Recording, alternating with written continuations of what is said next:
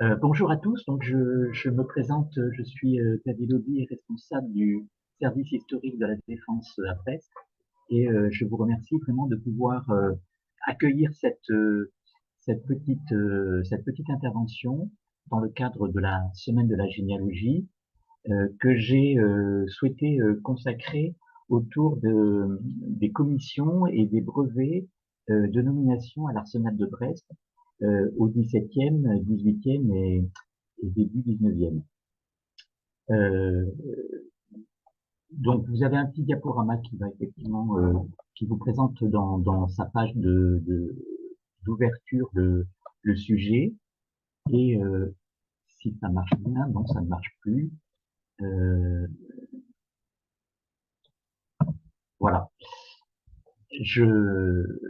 J'entame donc du coup cette présentation par un fond particulier qu'on ne connaît pas spécialement, toujours très bien, en tout cas qui n'a pas forcément fait l'objet d'une exploitation à la hauteur de ce que le fond peut intéresser l'ensemble des généalogistes.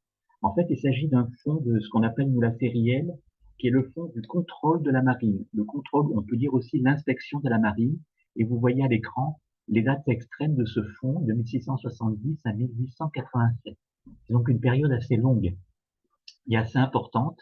Et ce fonds qui donne lieu à un inventaire que vous pouvez d'ailleurs en trouver en ligne sur le site du SHD se divise lui-même en plusieurs sous-parties, on va dire. La première, ce sont les ordonnances et les règlements. La deuxième partie ou le deuxième volet de cet inventaire, ce sont les commissions et brevets expédiés aux officiers des divers corps de la marine qui sont nommés en service à Brest. Et puis les deux dernières parties, c'est de la correspondance. Donc là, j'ai souhaité vraiment faire un focus un peu particulier sur vraiment le deuxième volet, que sont les commissions et brevets expédiés aux officiers sur la période assez longue de 1670 à 1835. Voilà le type de texte que vous pourrez trouver dans cette deuxième partie. Donc là, il s'agit d'un texte intéressant parce qu'en fait, c'est la date de nomination du premier contrôleur à Brest, qui s'appelle Vasseur ou Levasseur. Il est nommé à Brest le 28 décembre 1675, et là vous retrouvez la transcription en fait, enfin la transcription, le document original, hein, sur les registres d'enregistrement en date du 24 avril 1676. Vous voyez qu'il faut un petit délai entre la date de nomination, la fin de l'année 1675, et la transcription sur un registre ad hoc, on va dire, et qui est ouvert à cet effet pour tout ce qui tourne autour de la nomination de ces officiers à l'Arsenal de Brest. Alors, cette sous-série, elle est vraiment très intéressante sur le plan de l'histoire et sur le plan de la généalogie, parce que nous avons là on va dire une succession de commissions et de brevets, et à la tête de ce contrôle ou de cette inspection de la marine, on a ce qu'on appelle le contrôleur, finalement le contrôleur général de la marine. On pourrait dire, pour faire un peu un comparatif un peu avec aujourd'hui, c'est un contrôleur de gestion, c'est un contrôleur des finances, et on comprend finalement le rôle majeur qui lui est imparti, notamment en termes de recrutement, d'emploi. Et toutes ces commissions et ces brevets sont précisément des textes fondateurs qui nous indiquent quels sont les emplois occupés et les nominations du coup qui s'en suivent sur des postes extrêmement variés. On va y revenir d'ailleurs justement sur ce type d'acte parce que c'est vraiment une richesse intéressante, alors tant sur le plan historique, mais je trouve aussi sur le plan généalogique, ce qui m'a évidemment invité et incité à vous présenter cette petite intervention, parce qu'en termes de généalogie, on ne pense pas forcément à aller piocher, si je puis dire, dans ce gisement et aller identifier et repérer des noms et des prénoms en même temps sur des postes et sur des fonctions qui sont très importantes à l'arsenal de Brest, mais globalement sur l'ensemble aussi des arsenaux. Pour un peu illustrer de manière plus précise cette thématique, eh bien, j'ai pris le premier registre. Le premier registre, il il est coté dans notre jargon 1L28. Euh, ces registres, ce premier registre, il couvre la période de février 1676 à novembre, pardon, il démarre en 1676 et il va jusqu'en 1884. Donc, il couvre une période assez large, assez importante. Et là, vous voyez dans ce registre, ce qui est intéressant aussi, c'est que j'allais dire l'écrivain, celui qui rédige, a fait aussi une table qui permet finalement d'effectuer assez aisément les recherches dans ce registre.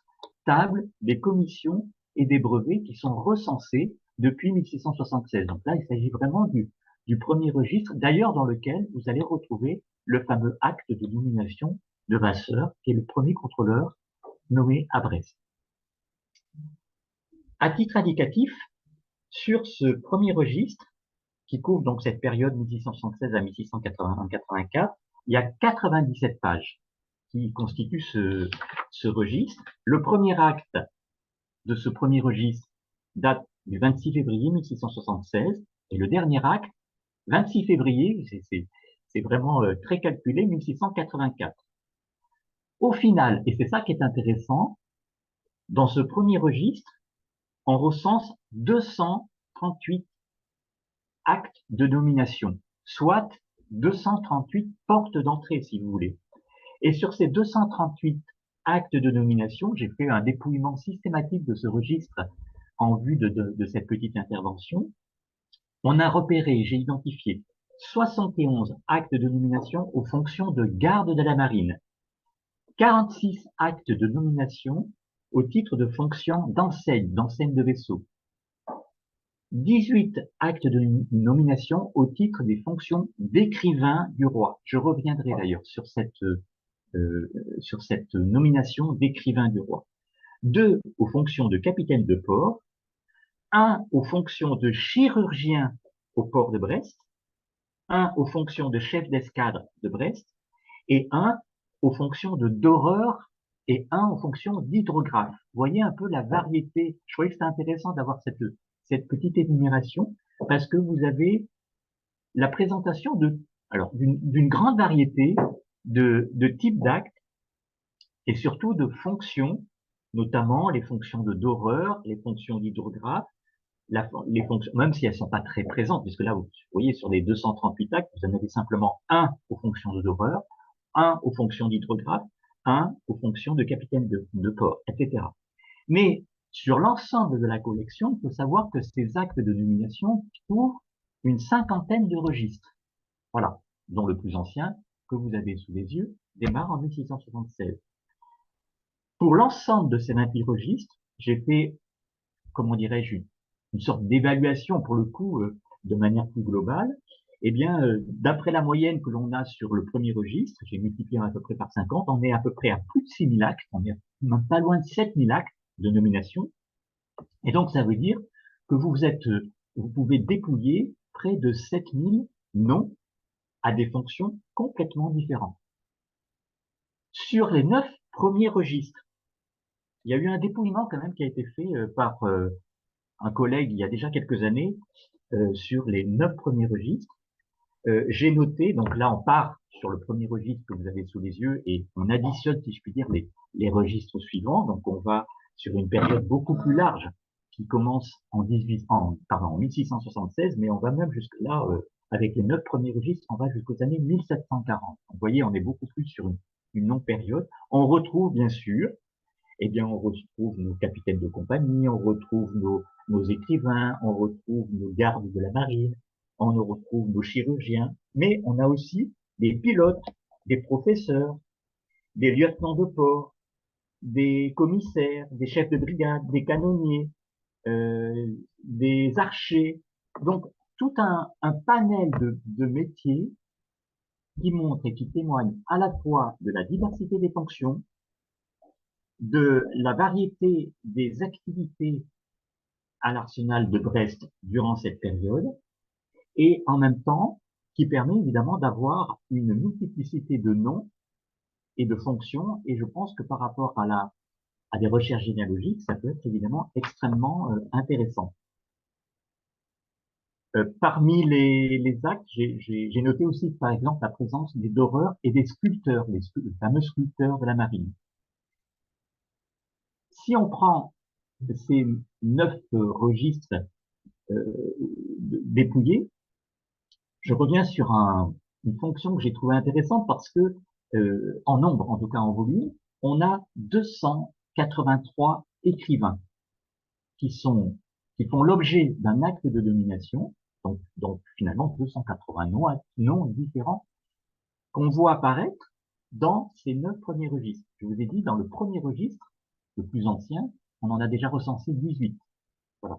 Si on dépouille les 9 registres suivants, on est à 283 écrivains. C'est quasiment le type de poste le plus fréquent, le plus, oui, le plus représenté, on va dire, dans les transcriptions d'actes de la sous-série 1L.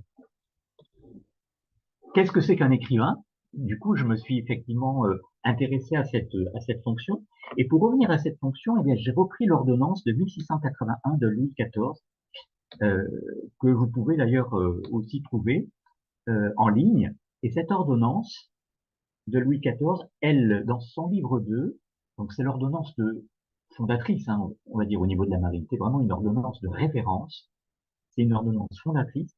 Et dans cette ordonnance, il y a plusieurs têtes de chapitre et plusieurs livres, et notamment le livre 2 de cette ordonnance s'appelle Gens et bâtiments de mer. Et l'ordonnance énumère tous les principes fonctions qu'on trouve dans un arsenal. Alors qu'il soit de Brest, on va retrouver ça à Rochefort, on va trouver ça dans l'ensemble des arsenaux. Et parmi ces gens et bâtiments de mer, je cite l'ordonnance, on a des aumôniers, on en retrouve dans la sérielle, on a des écrivains, on en retrouve dans la sérielle, on a des contremaîtres, on a des pilotes, on a des charpentiers, on a des calfateurs, et toutes ces fonctions-là, eh bien, vous retrouvez ces actes de nomination, soit on appelle ça des brevets de nomination, ou des commissions de nomination, et vous retrouvez ce type de fonction-là.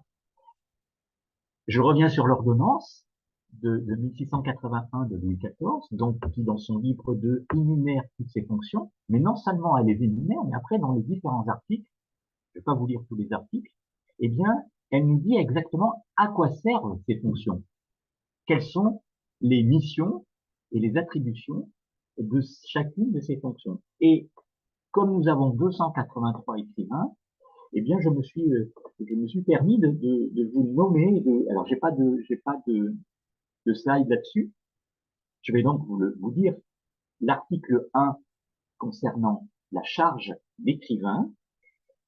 L'ordonnance nous dit, je cite, l'écrivain sera tenu d'avoir un registre ou journal coté et paraphé en chaque page par le lieutenant de l'amirauté. Article 2, il va écrire quoi dans ce registre? Il écrira les munitions, les victuailles qui sont transférées dans un vaisseau, les marchandises qui sont chargées et déchargées, les noms des passagers, le rôle des gens, les rôles d'équipage, leurs gages, leurs loyers. Donc on voit vraiment que le rôle de l'écrivain est un rôle essentiel dans, on va dire, la gestion au quotidien d'un vaisseau et dans l'équipage. Et c'est probablement l'une des raisons pour lesquelles on en a beaucoup parce que chaque fois qu'il y a un bâtiment, un navire, il y a forcément un ou plusieurs écrivains. En tout cas, il y en a certainement un qui est présent et qui est là pour assurer l'écriture, pour reprendre un peu ce terme-là, pour reprendre l'écriture de tout cet équipage, de le matériel, de toutes les victuailles, de toutes les marchandises qui sont chargées ou déchargées dans un port et déchargées éventuellement dans un autre port.